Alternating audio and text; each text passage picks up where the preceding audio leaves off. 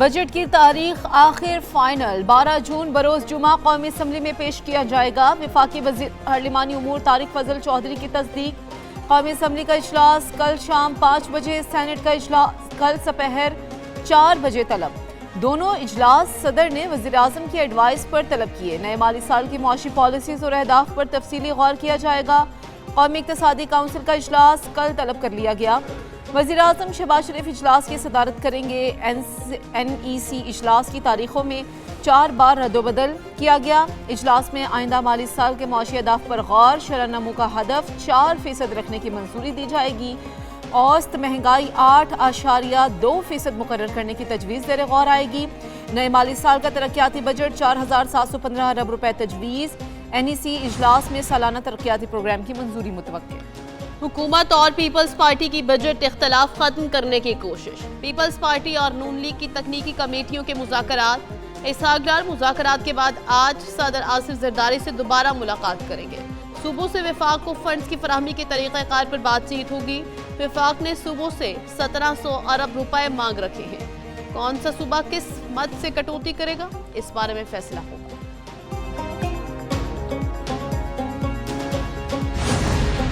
Peoples party اور حکومت کے درمیان بجٹ پر اہم پیش رفت۔ تکنیکی کمیٹیوں کا سالانہ ترقیاتی پروگرام پر اتفاق۔ ذرائع کے مطابق وفاق کی ترقیاتی بجٹ میں سندھ کے منصوبوں کی فنڈنگ بڑھانے کی یقین دہانی۔ سندھ کو اب وفاق ترقیاتی منصوبوں کی مد میں 195 ارب روپے دے گا۔ پہلے سندھ کو 140 ارب روپے دینے کی تجویز تھی۔ وفاق سکر حیدرآباد موٹر وے اور K4 منصوبے کے لیے فنڈنگ دے گا۔ بلوچستان کو وفاق سب سے زیادہ 265 ارب روپے فراہم کرے گا۔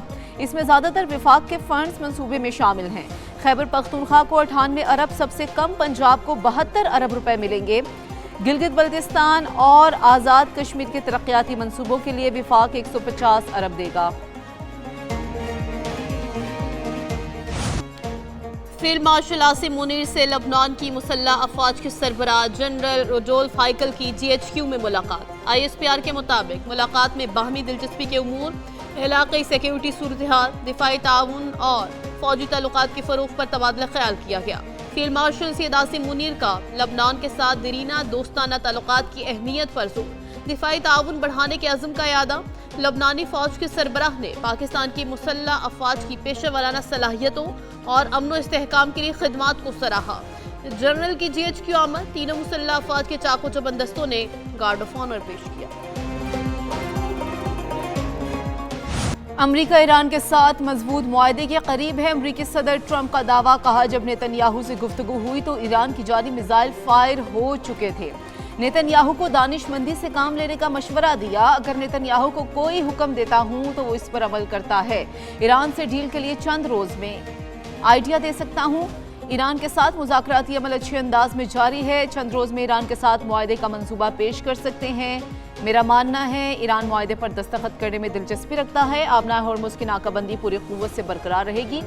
ایران کے خلاف اسرائیلی فوجی حملوں میں کمی لانے میں کامیاب رہا۔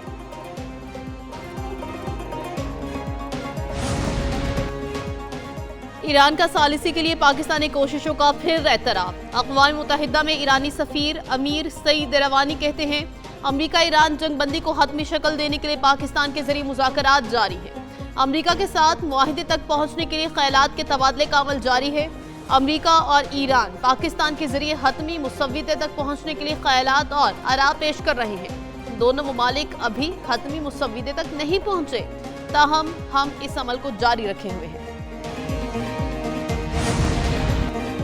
امریکہ سنجیدگی دکھائے تو مذاکرات پر کوئی اعتراض نہیں۔ ایرانی پارلیمنٹ کی قومی سلامتی کمیٹی کے سربراہ ابراہیم عزیزی کا CNN کو انٹرویو، کہا ایران اور امریکہ کے درمیان بد اعتمادی کی فضا موجود ہے۔ ایران کو امریکہ بالخصوص صدر ٹرمپ کی جانب سے سنجیدگی نظر آئی تو مذاکرات کریں گے۔ امریکہ کو مذاکرات کے لیے ہمارا اعتماد بحال کرنا ہوگا۔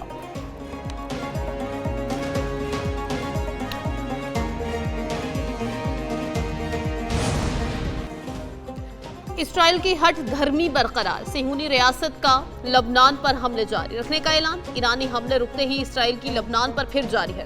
جنوبی لبنان کے شہر سود میں گاڑی پر اسرائیل حملے میں باپ بیٹے سمیت 5 افراد جاں بحق۔ جنوبی لبنان پر تازہ اسرائیلی حملوں میں مجموعی طور پر 10 افراد جاں بحق ہوئے۔ اسرائیل نے نبطیہ ضلع کے مختلف علاقوں کو بھی نشانہ بنایا۔ دوسری جانب حزب اللہ کا جنوبی لبنان میں اسرائیلی فوجی گاڑیوں اور اہلکاروں پر راکٹ حملوں کا دعویٰ، کہا اس نے بیت یا حنون کے مضافات میں اسرائیلی فوجی اہلکاروں کو نشانہ بنایا۔ کارروائی اسرائیل کی جنگ بندی کی خلاف ورزی اور لبنان پر حملوں کے جواب میں کی گئی۔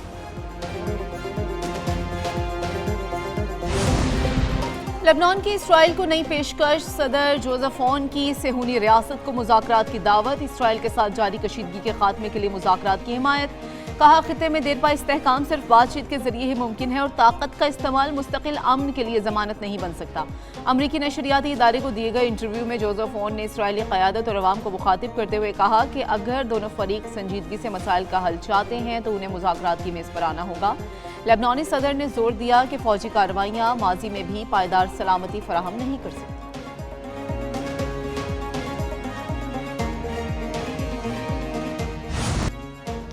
امریکی نائب صدر جے ڈی وینس کا اسرائیل کو واضح پیغام، فاکس نیوز کے انٹرویو میں کہا اگرچہ امریکہ اور اسرائیل کے مشترکہ مفادات ہیں لیکن ایران کے معاملے میں واشنگٹن اپنی پالیسی امریکی مفاد کے مطابق طے کرے گا۔ صدر ٹرمپ کی اولین ترجیح یہ یقینی بنانا ہے کہ ایران جوہری ہتھیار حاصل نہ کر سکے۔ امریکہ اس مسئلے کا طویل المدتی حل چاہتا ہے۔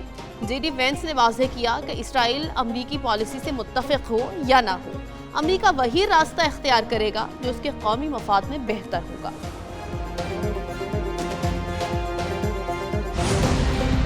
حملہ ہرمز کی ناکہ بندی امریکہ کو بڑا جھٹکا، ابھی گزرگاہ کے قریب امریکی گن شپ ہیلی کاپٹر گر کر تباہ، امریکی میڈیا کے مطابق حملے کے دونوں ارکان کو ریسکیو کر لیا گیا۔ ہیلی کاپٹر پر ایران نے فائرنگ کی یا نہیں، تحقیقات جاری ہیں۔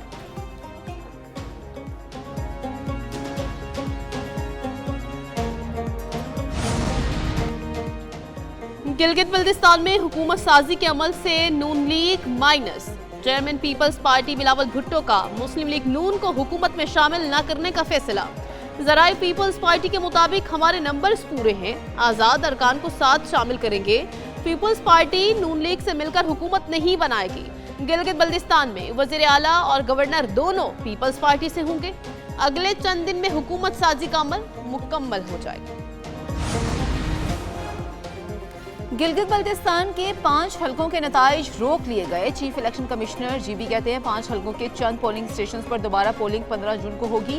متعلقہ ڈی آر او نے ری پولنگ کی درخواست دی تھی۔ مجموعی طور پر گلگت بلتستان میں پرامن اور مثالی انتخابات منعقد ہوئے۔ گلگت بلتستان کے عوام کا شکریہ ادا کرتا ہوں۔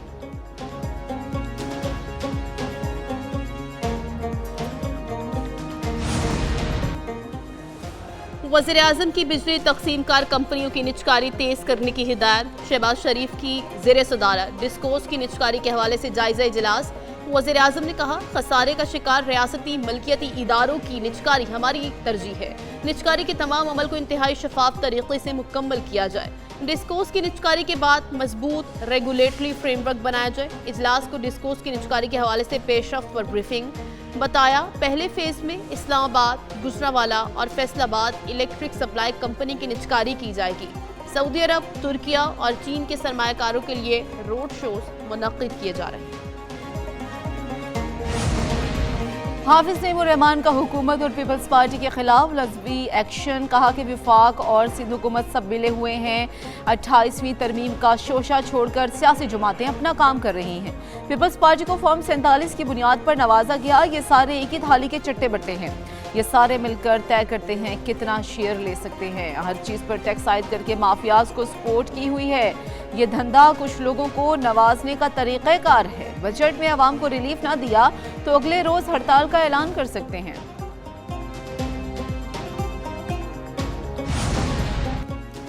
بجٹ سے پہلے عوام کے لیے ریلیف، بجلی 1 روپے 99 پیسے فی یونٹ سستی، نوٹیفیکیشن جاری۔ بجلی ملک بھر کے لیے سماہی ایڈجسٹمنٹ کی مد میں سستی کی گئی۔ بجلی کا ریٹ جنوری تا مارچ کی سماہی ایڈجسٹمنٹ کے لیے کم کیا گیا۔ سماہی ایڈجسٹمنٹ کا اطلاق الیکٹرک صارفین پر بھی ہوگا۔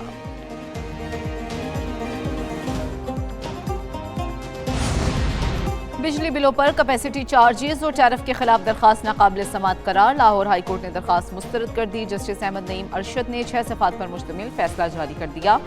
لکھا آئی پی پیز کو ادائیگیوں کی واپسی کا حکم دینا عدالتی دائرہ اختیار میں نہیں، مفاد عامہ کے نام پر عدالتی पॉलिसी साजी नहीं कराई जा सकती, जबकि तवानाई के शोबे में पॉलिसी साजी अदलिया नहीं, हुकूमत और पार्लियामेंट का इख्तियार है। अदालत इक्तसादी, मालियाती और रेगुलेटरी पॉलिसीज पर एपलेट फोरम के तौर पर काम नहीं कर सकती।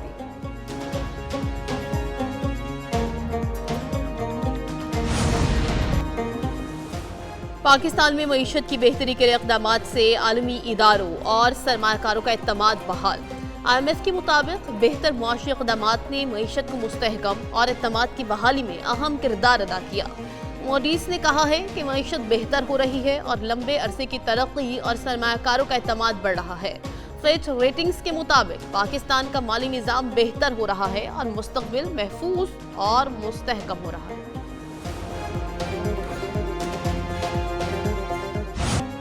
खवारिज भारती और कलदम अवामी एक्शन कमेटी का गठजोड़ बेनकाब। अफगानिस्तान में सरगर्म खारजी शहजाद के कलदम एक्शन कमेटी से रवाबित मंजर आम पर आ गए।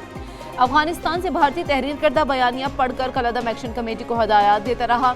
खारजी शहजाद ने कहा कि कलदम ज्वाइंट अवामी एक्शन कमेटी एहतजाज करके आपसे आज़ादी लेना चाहती थी, जो उनका हक है। खारजी शहजाद की कलदम ज्वाइंट एक्शन कमेटी के रहनुमा से बदअमनी फैलाने की ऑडियो कॉल भी मंजर आम पर आ गई। खारजी शहजाद आज़ाद कश्मीर में शरपसंदी के लिए कारकुनान को जमा करने की तरगीब दे रहा है।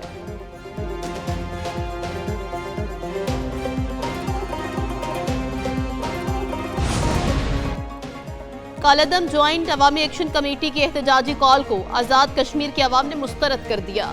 मीरपुर आज़ाद कश्मीर के गयूर अवाम का एहतजाज का हिस्सा बनने से इनकार।